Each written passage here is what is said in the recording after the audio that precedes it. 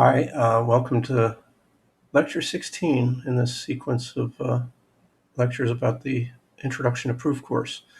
Today we're going to be covering section 3.3 from GIAM, and let's get rolling. The layout is going to look something like this.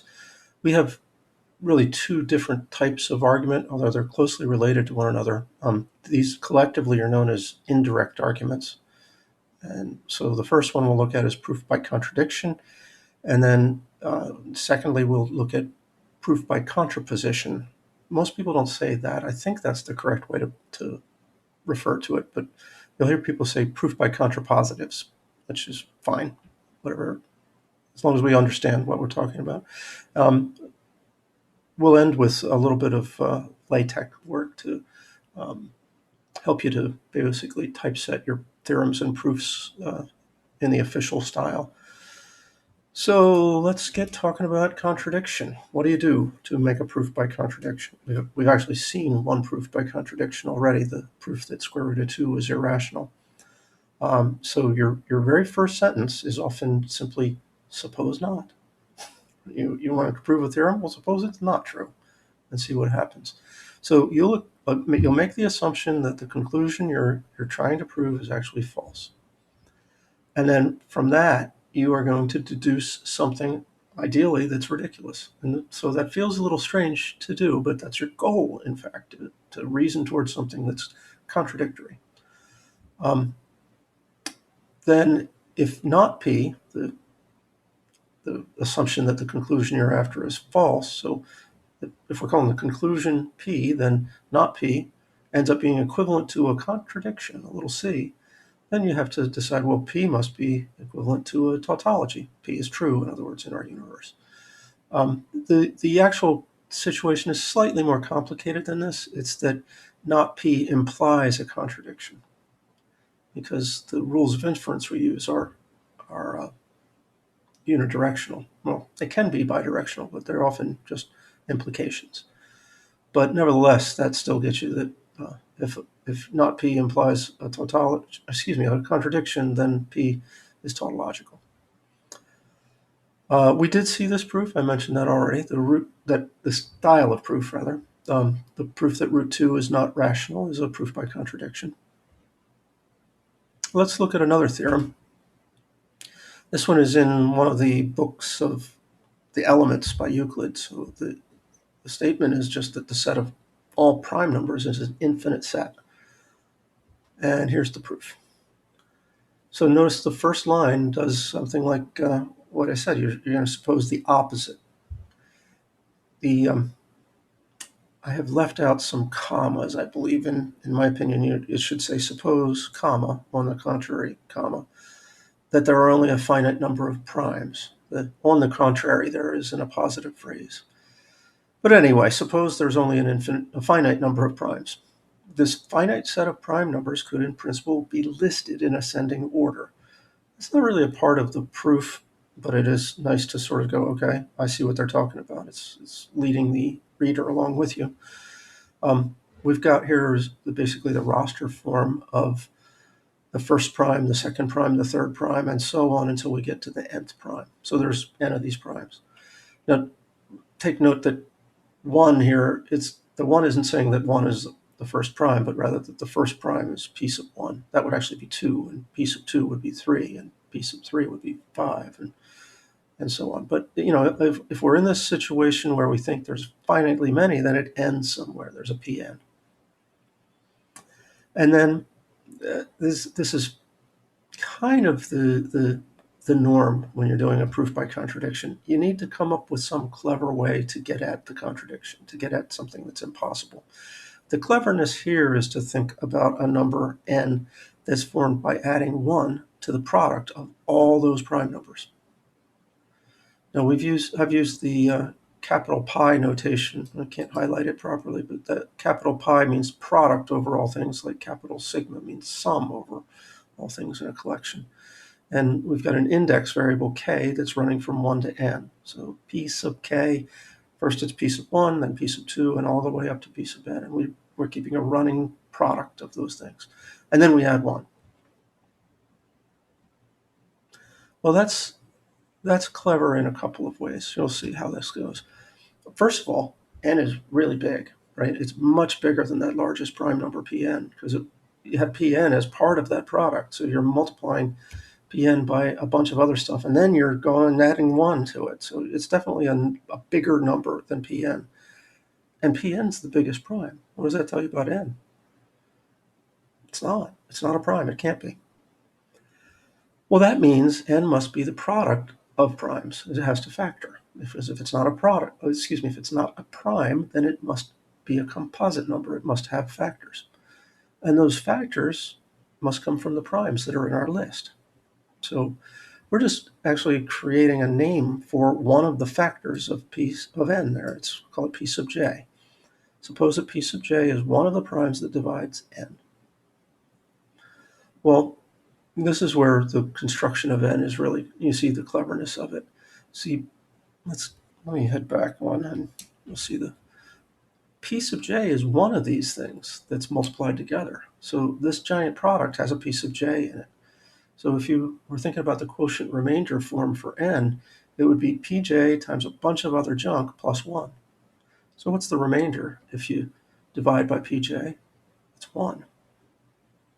Well, that's a problem, isn't it? Because this means that pj divides n, but also it doesn't divide n. And that is contradictory. In fact, that's the classic form of a contradiction. We have a statement, pj divides n. We have the negation of that statement, pj does not divide n. If it has remainder 1, it can't go into it evenly. And they're anded together. That's a p and a not p. And we saw back when we were looking at logical equivalences that p and not p is equivalent to a c, a contradiction. So then finally we just have a wrap-up sentence. It's good to lead your reader through the reasoning with you.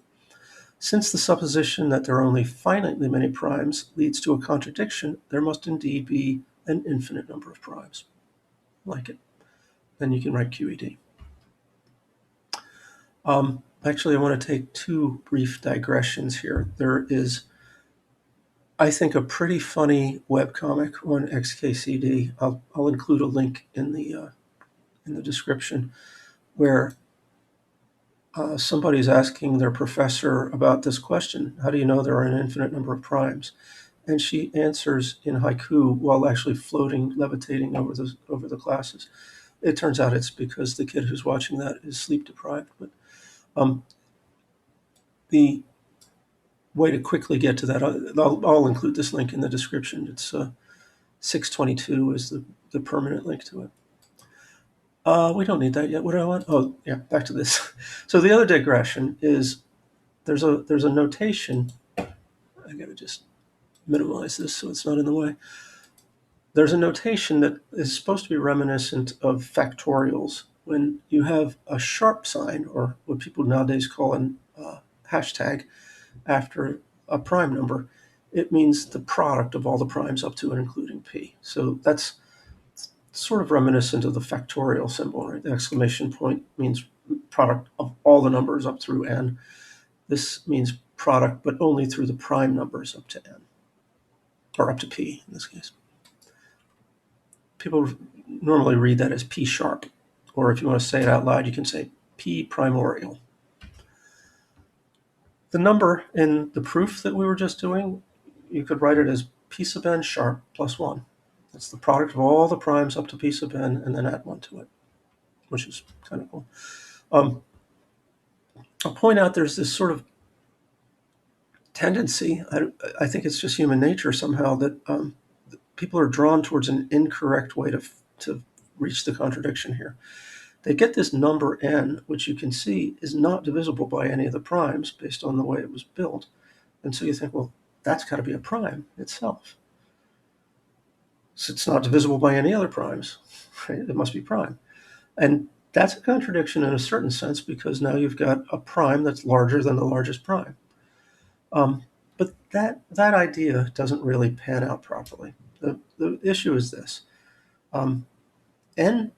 N's existence definitely implies that there are primes bigger than Pn, but it isn't the case that they have to be n, that n has to be that prime or one of those primes. Rather, it's the n must factor into primes that are bigger than the list. Or is that true even? It seems like a reasonable thing to experiment with. Can we produce a prime generating thing by multiply all the primes up to a given point and then add one? That won't be divisible by any of those primes. The problem is that this is a little bit like a factorial. It grows super fast, so you end up way bigger than the square of the biggest prime in the product. So let's play with that on CoCalc. Actually, I think I'll start fresh and have us do no, that's not fresh. Hit new, and create a new Sage worksheet. Okay, so what we're going to use in this, I guess it doesn't quite need to be so huge. Let's scale this down so I can see me. What we're going to use in here is a built-in Sage function called next prime. I looked around hoping that they had something called primorial, and they don't, but they do have a function called next prime as part of the system. And for instance, if I put in next prime 19, it should give me 23. Yeah, 23. The next prime after 19. So I'm going to use that in a function which I will define, which creates the primorial function for us.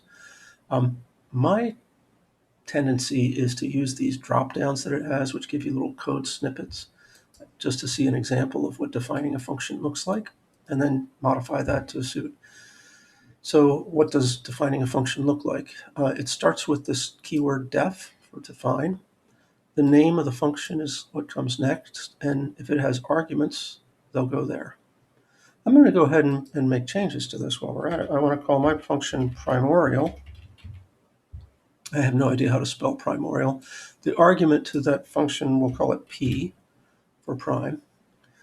At the end of that line, there is a colon, and this is how Sage and Python indicate control blocks. So anything that's indented after the line that has a colon in it is part of the thing that you're currently doing. So we're currently defining a new function. All these things that are indented are part of that definition. This first thing here is what's known as a documentation string. You use triple quotes by convention, and I think that's only convention. They put them on separate lines, but what's in there is supposed to help other people figure out how to use your function. So what should we say here? This function, it doesn't return a plus b anymore. It returns the product of all primes up to, well, and including p. Okay? So we won't be returning a plus b. What we actually will be returning is a cumulative number. That's the number we're multiplying the various primes by. I'm gonna call that big M, okay, because it's multiplication. Big M is going to start out with a 1 in it. And I need something to call the prime that's sort of in motion. It's going to start out at 2, and it's going to keep getting iterated to the next prime up and until it gets to P. So I think I'll call that one Q. And we'll start Q at 2. Right? Now, the next thing I'm going to need to do is loop. I'm going to loop through, I'm going to loop through various values for Q. So I'll use a while loop. While loops can be a little tricky. They're somewhat easier to get stuck in an infinite loop in a while loop than if you're in a for loop. But let's live on the dangerous side here. We want to do the following stuff while Q is less than or equal to P. We're going to do stuff. And once we're finished with that, we'll skip out of the loop and we'll return.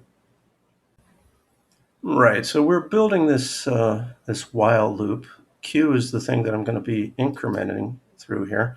But what I basically want to do is each turn through the loop, or each time through the loop, we'll multiply m by q, and then we'll advance what q is to the next prime. So first I'll do the m is going to be equal to itself times what q is. So the first time through the loop, q will be 2, m will be 1, but after it goes through that loop, m will be 2. And then the other thing we'll do inside the loop is the incrementing of q. So we'll set q equal to the next prime.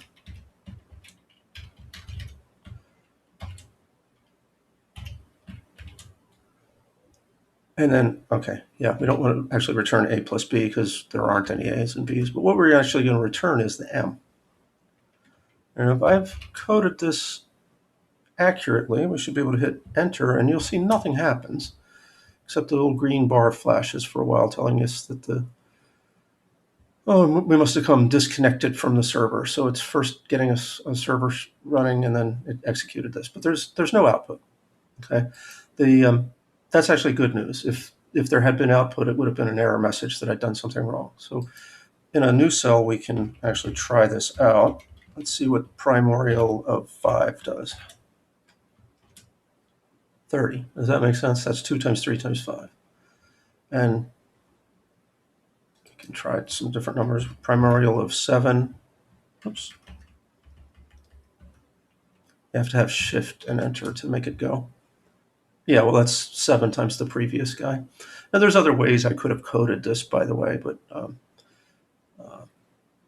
this seemed like a good way to go. So, all right, we've got a working primorial function. What I want to do next is see that primorial function in action. I want to figure out what the primorials values of the first several primes are, basically what the number n is that we're talking about from in the proof, and find out whether n is actually a prime or not. So we'll do this again with a while loop. In fact, I basically want to use the same while loop, except not with the p. So I'm going to copy that and paste it in here. I'm going to start q at q equals 2, and then I'm going to say while q is less than, how about 20, right? At the end of the loop, I'll increment q. So I'm going to go ahead and put that in now. Q equals, well, it's another thing I can just copy and paste from the previous code. Q is next prime q, but before we increment q, I want to work with it. So I'm going to have this thing print a couple of things. I'm going to have it print what prime we're at. Actually, before we do the print, let's set some variable in here. How about n, like it was in the proof? N will be equal to the primorial of q plus 1. Right? And this print line is going to print q and n, and then also whether n is a prime. There's this little function called isPrime in Sage that lets you check whether a thing is prime. So I think that loop is going to do the trick for us. Let's see what kind of output it gives us. All right, so down low, when q is 2, n ends up being 3, and yes, 3 is a prime. When q is, the upper limit q is 3, you get the 6 would be the product of 3 and 2, the 2 primes that are less than or equal to 3, and then you add 1, you get 7, and that's true that it's a prime. These are all true, aren't they? 2311th, oh, wait, 30,031, the number you get at 13 primorial plus 1, it says false. So, in fact, there's a lot of falses after that. Maybe we should take this a little farther and see if, I don't know how far we can go, because those primorials grow pretty big. Sometimes they're true later. There's one at upper, 31 primorial plus 1 is a prime. But it seems like most of them are false after those first initial group of 5 or 6 trues. How far can I take this? Can I get that up to 60? I don't want to break it. Well, it seems like it's pretty quick. No, I didn't get any more trues, just that one, that 31. Well, so that's actually pointing out why the sort of misconception I was talking about in the proof is really not where you want to go. You don't want to claim that this thing is a prime. You just want to know that it factors into things that are all bigger than what you thought was the biggest prime. What's the upper limit of the primordial part of n, primordial something plus 1, whatever that's something. So you can see that from this number here, 30,031. That was our first false. Let's look at the factorization of that.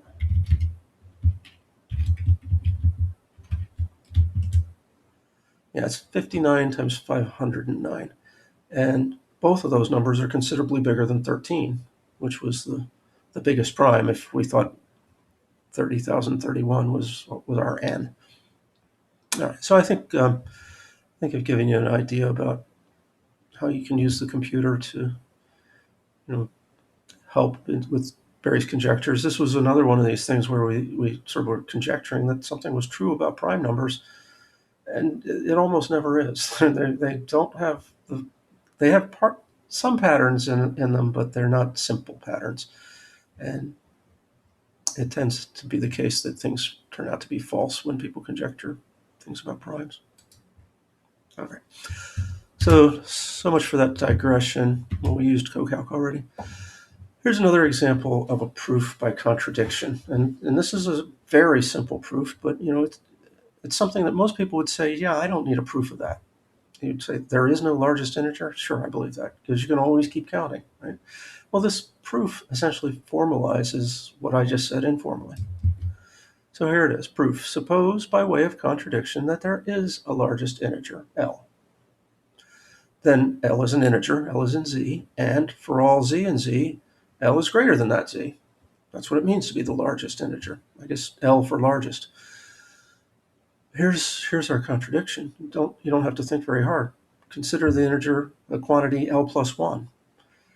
Clearly L plus 1 is an integer. This is the closure axiom of Z. It's the sum of two integers. And also L plus 1 is greater than L. That's clear too. This is a contradiction, so the original supposition is false. Hence, there is no largest integer. That's a nice, accurate proof that the integers are unbounded. They continue to grow forever. Here's another example. Now, this one's a little more meaty, but it's also not terribly difficult. We're going to prove that the sum of a rational and an irrational number is irrational. I want to take for a second. I want to take a second to sort of think about what that statement is that I'm saying we're going to prove. So I would say that's an if-then, although you don't see the words if-then in it. But see if you don't believe with me that this is sort of what's saying. You have x that's in the rational numbers, and you have a y that's, well, let's just say it's irrational. We don't really have a name for the set of irrational numbers, but it's the reals minus the rationals. What we're claiming is that those two facts imply something, namely that x plus y, the sum that they're referring to there, is irrational.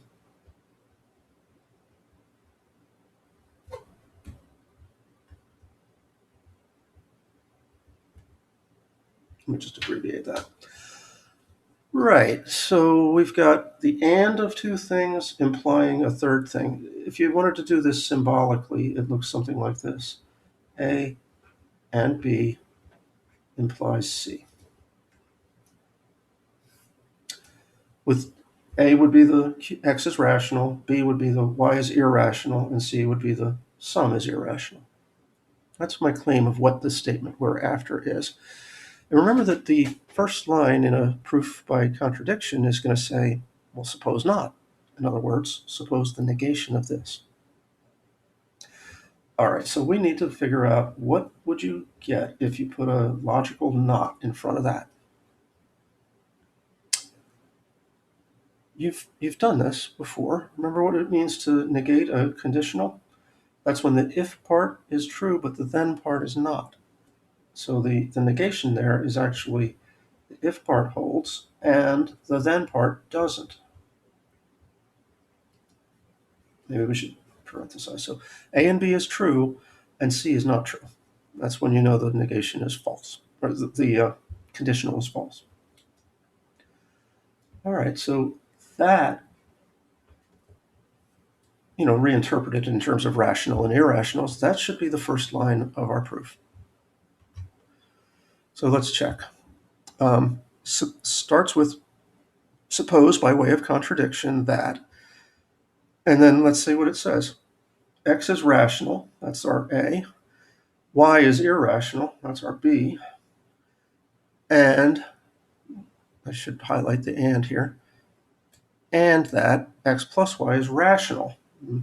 Our C here was X plus Y is irrational. The negation of that is that it's rational. All right, so there's one piece of language usage in this sentence that you want to watch out for. When you have a comma-separated list of things, you only need to put the conjunction, in this case, the and is the conjunction between the last comma and the final element. So the fact that this is an and implies that there's an and up here. So just linguistically, you understand this as X is rational and Y is irrational and X plus Y is rational. If you feel there's any doubt in people following that, it'd be perfectly fine to put an and in between these two as well. Okay, so where are we going then? Look at the next sentence. Note that y equals x plus y minus x. That's just x plus y is the sum. If you subtract off the x term, you're getting just the y. And that is the difference of two things that are rational. Because this is our supposition that x plus y is rational. That's right there. And that x is rational. So what happens if you subtract two numbers that are rational? Well, I don't know if you did the homework for section 3.1, but you were supposed to, in that, prove that this is true, that the difference of two rational numbers is rational. So if you didn't do the homework, you probably should, just to feel like you're not cheating. But the computation at the heart of it is something like this. You're going to have a over b and a c over d, and you're going to subtract those. Why am I out of focus? There it goes.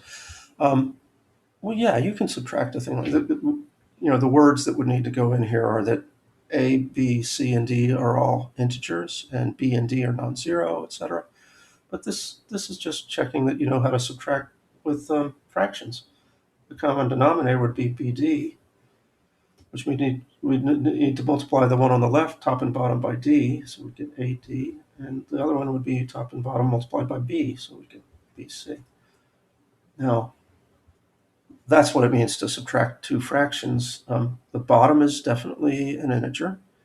You can even check that it's non-zero because both b and d are non-zero, so you're not going to get zero as the product unless one of the terms is zero. And the thing in the numerator is also an integer. It's the difference of products of integers. So the two closure axioms for the integers, two of the closure axioms for the integers get us that we're looking at an integer over a non-zero integer. It's rational. Okay, but in here I'm just saying, look, this is a previous result. This is something we already knew. The previous result is that the difference of rational numbers is rational. So we have a contradiction. Why? We have on the one hand y is rational, and on the other hand y is not rational. Again, it's a statement anded with the negation of that very statement. So the original supposition is false. Well, what was the original supposition? It was really the negation of the thing we wanted to prove, since the sum of a rational and an irrational number must be irrational. QED. Okay, so the other style of indirect argument we're going to talk about is, I think it's more properly called proof by contraposition. But I hear almost everybody just says contrapositives, or even proof by contrapositive without the S on the end. So, and I don't care. The way you refer to it is fine. as long as you know what you're talking about. The first sentence will be different from the normal first sentence in a proof like this, because you want to clue the people that are reading your work in that you're not doing a regular direct argument. So it probably will say something like this. We will instead consider the equivalent statement and then give the contrapositive, whatever we were really trying to prove. I often say something like, we will instead consider the contrapositive statement, which is, and then give you the thing. But somehow or other, let people know that you're looking at a well-known, well-understood transformation, where instead of P implies Q, you're looking at not Q implies not P. Then after that, you're just doing a regular direct proof of the contrapositive statement. So it's other than this first line, it's what we did in 3.1. So we've been holding off on proving something that we really needed in the argument that root 2 was not rational. It was this lemma, that for all integers x and z, if the square of x is even, then you know that x is even. That's implication from x squared even to x even. That was not something that you can prove directly, but now that we talk about contrapositives, it is. So here's the first couple of lines. We will instead consider the equivalent statement. For all x and z, x is odd implies x squared is odd. A couple of things have happened. It's probably not fooling anybody at this point, but we went from even to odd, and that's because our universe of discourse is the integers, so there's only one alternative. If you're not even, you're odd. And then we also changed the order. This one had the first sentence about x squared. The second consequence of the if then was about x. You see how this one, the first thing has got x, and the second one is the one that's got x squared. So yes, that is the contrapositive of the desired result. This parenthetical remark is probably unnecessary, but it doesn't hurt to mention the word contrapositive, and if that's the style of proof you're doing. I couldn't fit this all on one slide, so here's a continuation. But this is the part where we just go ahead and prove that contrapositive statement in a direct fashion. Suppose that x is a particular but arbitrary odd number. That's the hypothesis. X is odd. By the definition of odd, we know that there is an integer k such that x is 2k plus 1. Right? Okay, and then where do we go from there? Well, we want to show that x squared is odd, so figure out what x squared is. Well, you can replace the x with 2k plus 1. That's what the last line told us. And then just do the FOIL rule. You multiply that out. Expand 2k plus 1 squared. So note that x squared equals this, which is equal to that. It's fairly typical to explain what the steps were. So I'm saying just by substitution, we replaced an x with a 2k plus 1, and also simple algebra. We FOIL ruled. I generally don't. I'm okay with speaking the term FOIL rule, but you don't really want to put that in writing. It's kind of cheap. Anyway, finally, we see that x squared is equal to 2 times something plus 1. How did we get this?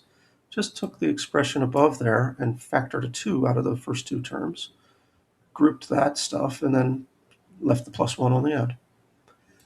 Finally, we see that x squared equals 2 times 2k squared plus 2k plus 1 satisfies the definition of odd, because the because is that the thing in parentheses here is in fact an integer. I'm saying a little more than that even. I'm referring to it as the sum of products of integers. So you know that you're using the closure axiom under addition and the closure axiom under multiplication for the integers. But that's certainly an integer, so x squared satisfies the definition of odd, QED. That's a nice argument, pretty quick. There's lots of other examples of contrapositive arguments I could make, but I feel like it would be almost dull, because it's really just more examples of direct proof after you get past that first sentence that says, well, first we're going to switch it over to the contrapositive. So we'll spend the rest of our time today going over some stuff about LaTeX. If you're writing up your proofs and writing if your course is a writing course, as mine often is, you should probably be doing it in a proper typesetting environment. And LaTeX is the industry standard. Almost all mathematicians use it. Um, the thing I mostly want to show you to you today is the idea of an environment in LaTeX. So LaTeX is actually a programming language, which means you can create new constructs within it. Environments are one such thing. And they give you a way to basically do code reuse. So you can apply the same environment. You code it once and you apply it over and over again. Let's open up Overleaf and check out the theorem and proof environments. Okay, so let's do that. Here's Overleaf. Okay, so let me pause and I'll fix something and I'll come back.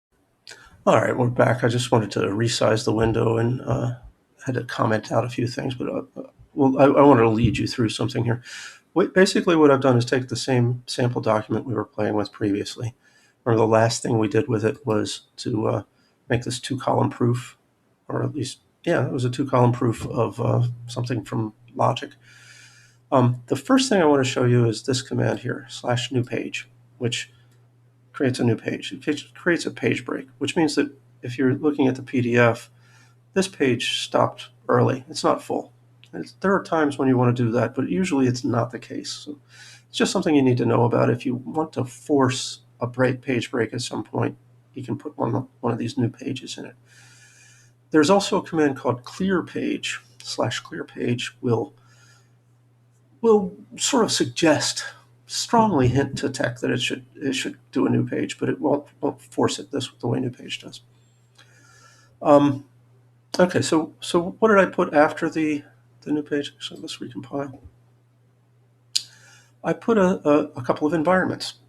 Environments begin with the word /begin, and then they'll have the environment name in curly braces, and they have to end with a /end, and again the environment name. And this is another. So there's one for the theorem, and there's a second environment for the proof. I think I didn't actually comment out something that I meant to. Yep, I didn't. Hello. If you haven't run into this before, I'll point it out. The % means ignore everything from wherever the % is to the end of the line. So it sort of comments out a single line. It's very useful. Okay, so the stuff that I put in at the bottom of that document, which was the new environment theorem, THM theorem, and then proof, you'll notice it hasn't done anything. Inside the theorem, I had the sentence, all odd numbers are prime. Inside the proof, I just said, oh, it's easy to simply check that exhaustively.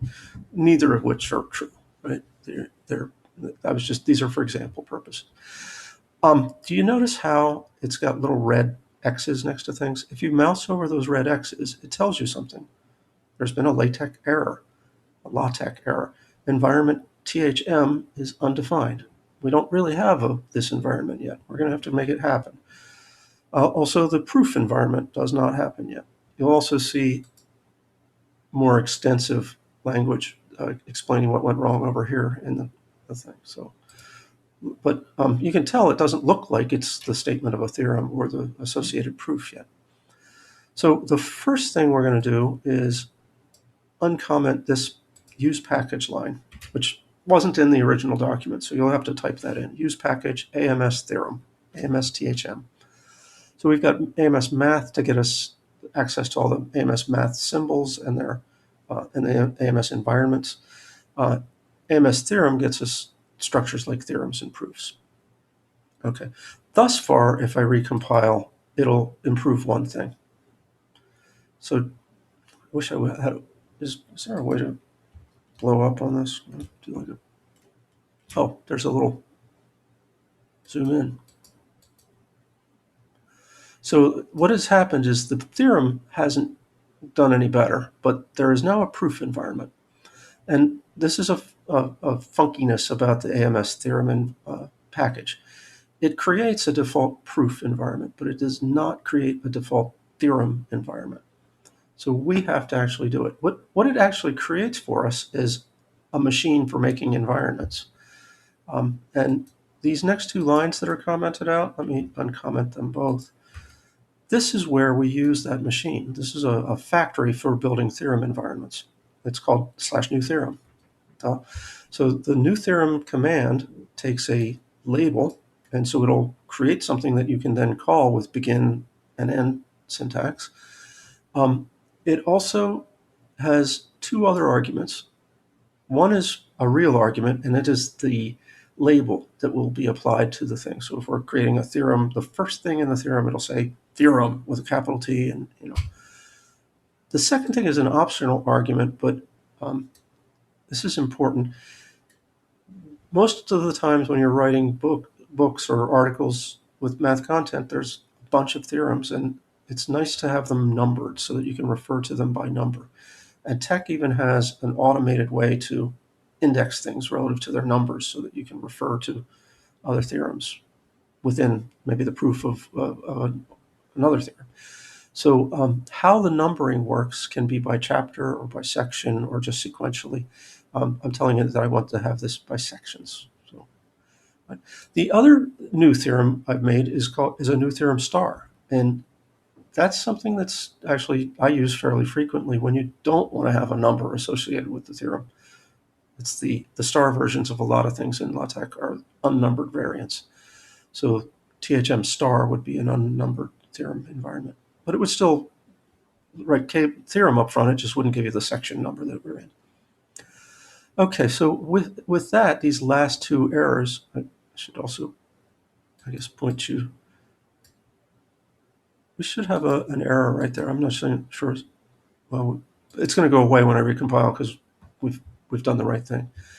So now we've got an environment that starts with that capital T theorem. It gives us the number of the theorem as a sequence within the section. So we're in section 1. This is theorem 1 in section 1, 1.1. The statement of the theorem is just typeset in italics. The environment just handles that for us. And then the proof environment we didn't have to do anything with.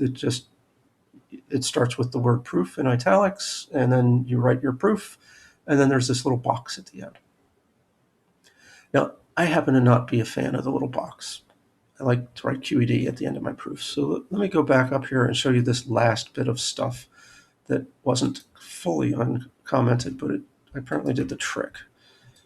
Okay, so that is an example of creating a new environment that's a do-over of an existing environment. The AMS Theorem package created a proof environment, and I'm creating a new proof environment that overwrites that one.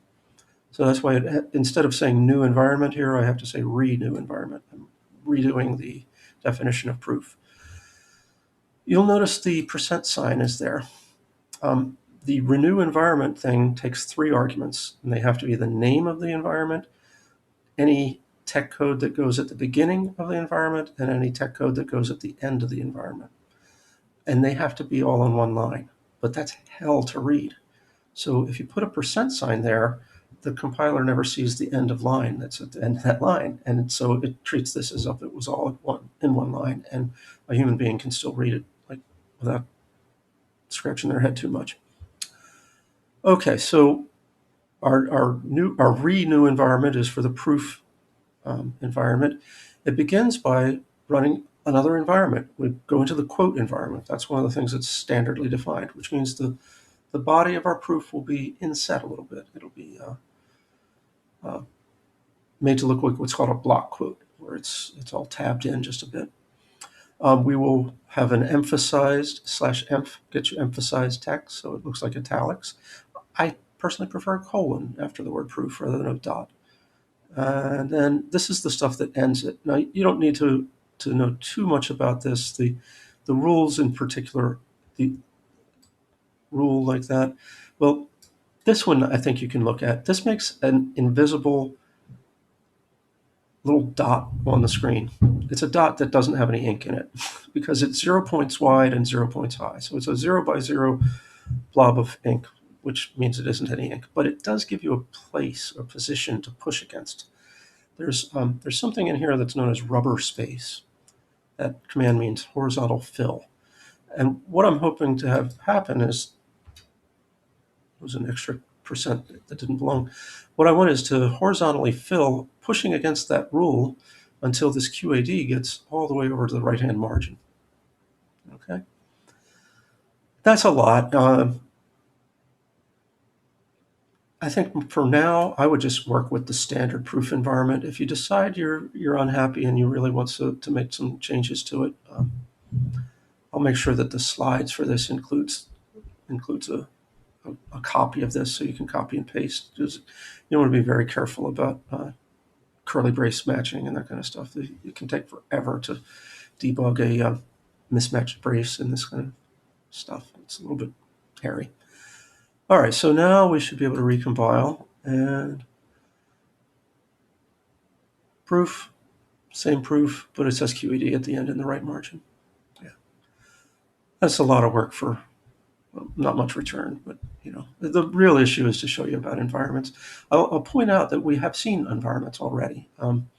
When we were making that 2-column proof, we imported the AMS math package, and that defined this environment, the align star. Again, that was an unnumbered version of the align environment. So you can have aligned equations that would get a number in the margin, or you can have aligned equations without. We didn't really care about numbers here, so we used align star. That's why. Yeah, okay, so I think that's a good place to call it a day. The next section we'll be covering is 3.4, which is about disproofs. And in a way, that's just a matter of perspective. But I would recommend, I would always recommend read the upcoming section, because then more of what I say will make sense to you.